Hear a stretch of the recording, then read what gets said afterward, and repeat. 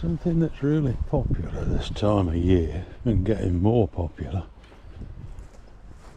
is foraging. And quite a lot of people are getting into it in a big way. This is our public park in the village. Oak tree. This is the one that foragers are interested in, hazel. And the reason they're interested in them is because of those. Now what they say is you just look to see if there's any signs of brown bits on them. And if there is, and they come away easily, they drop in your pocket quite comfortably. I've been known to use a carrier bag in the past, but I don't want to take all of them in case somebody else wants a few, but nobody seems to pick them. Indeed,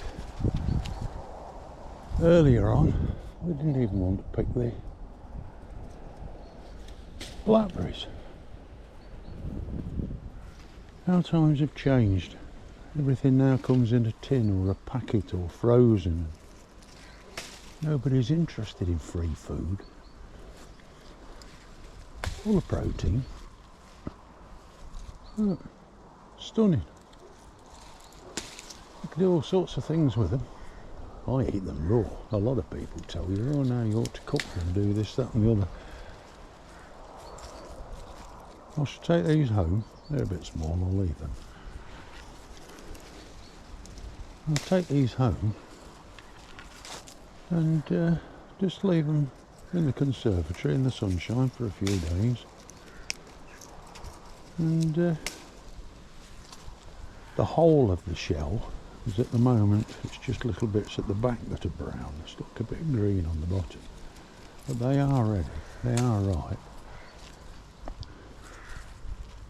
Another bit of oak. Don't want to be eating acorns, you know the difference, look. Oak trees, all those fingers in them.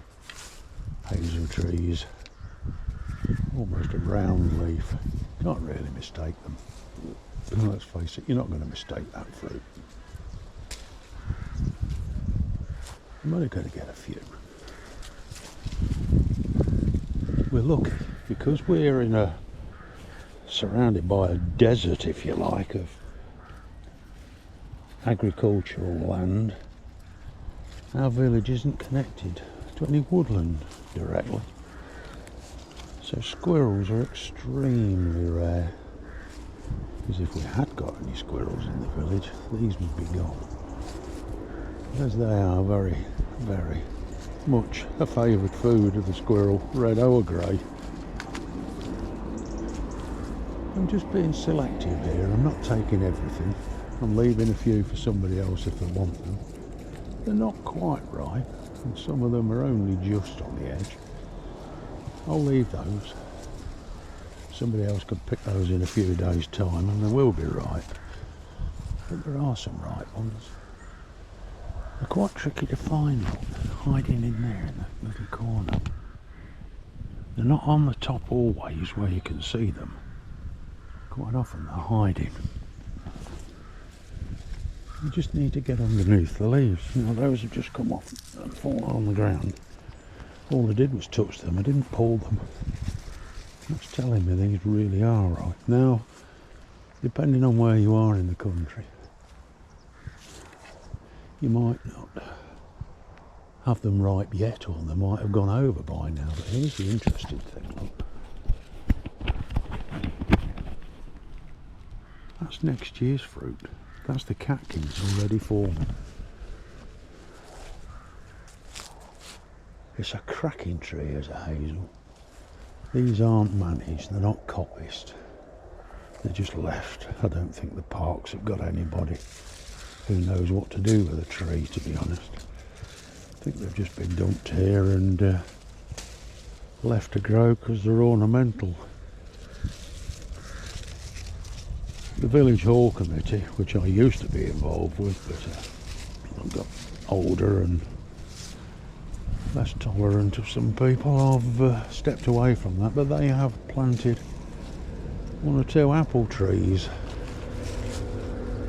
which people are welcome to just go and pick the apples from if they want to. We'll have a look and see if there's any left or whether they've all gone. These oaks are quite young. Had a few picked off it because I'm not quite so visible as they were on the other one. That's because it's nearer a path and people have probably seen them. Look at all those catkins for next year. These are relatively young, although they're quite tall, they are quite young, I know, when they were planted. And each year the harvest is getting better. See, if you look here, it doesn't look like there's any fruit, but then when you just look at the side, just lift up the branches, move a leaf, and there they are. I'm going for a pocket full here, that's all. That one's gone, somebody's had that one.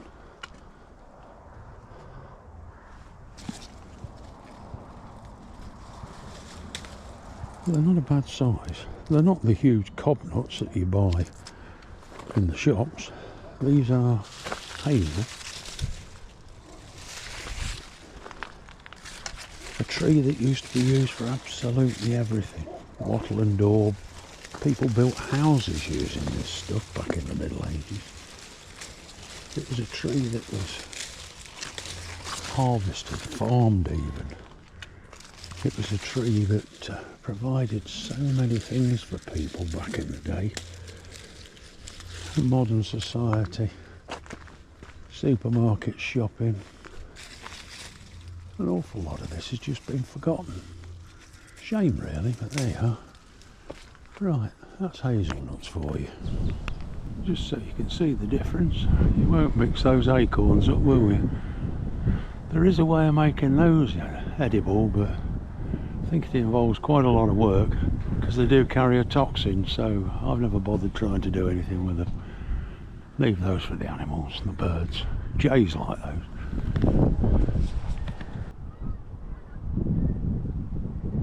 There's a sight and sound that autumn's definitely here.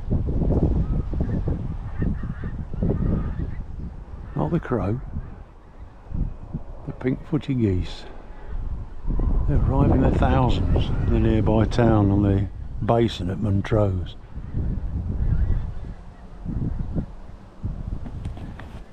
There's a good crop that wouldn't have gone to waste in the past. You can make a hawthorn jelly out of those berries and have it with meat and cheese, just like you would red currant jelly or any of the other. Merrily tilling the field, getting it ready. Now, when I was a kid, back in the 1950s, these were very much a crop that we would use. Rosehip syrup was the source for vitamin C, especially in the war years. You didn't go to a health food shop, I don't think they existed. You went to the hedgerow and you got your boost of vitamin C from there.